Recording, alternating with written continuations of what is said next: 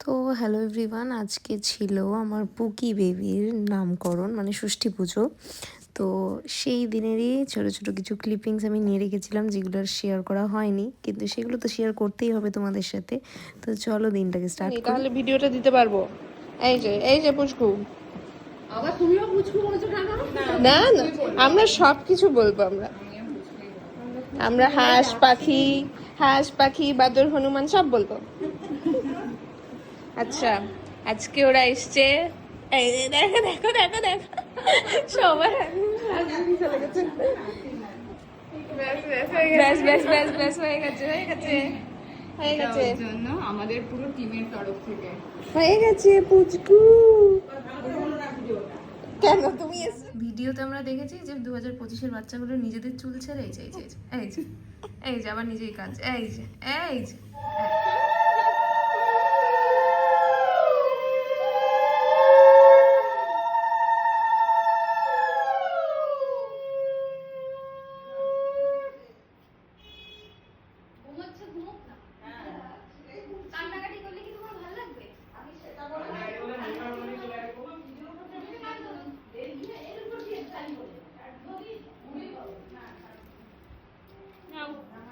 ধরো। এই যে গিফট নাম্বার 2 নাও। এইটা আবার দেখছি না, এটা হচ্ছে তোমার মামি দিয়েছে, মেজো মামি। ধরো, একটা মাত্রই মামি। আপাতত একটা মাত্র। ও শোনা কাজলে ক্লিপ কবে পড়াবি? কি দিয়েছো? একটু ছোট ছোট দেবে যাতে পড়তে পারে। এর থেকে ছোট হয়, এর থেকে ছোট হয়। নাও। এই তো ঝুনঝুন করবে মা এবারে। মা এবারে ঝুনঝুন করবে।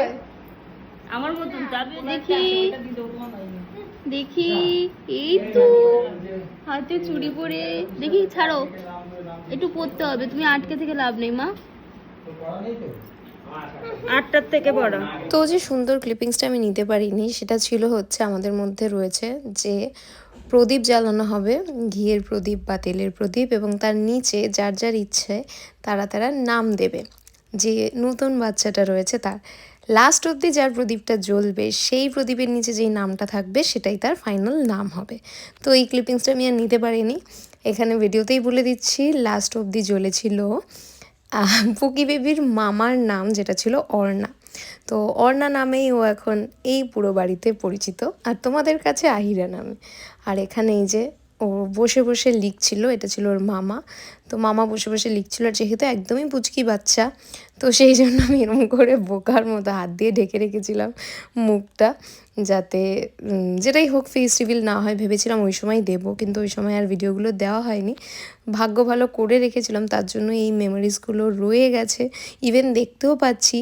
আর সত্যিই মনে পড়ছে না যে কবেও এতটা পুচকি ছিল, কি করে ওকে ধরেছিলাম, কি করে ওকে ধরে খাওয়াতাম, কি করে ওকে কোলে নিতাম, এগুলো কিছুই তো এখন মনেই পড়ছে না, জাস্ট ব্লার হয়ে গেছে।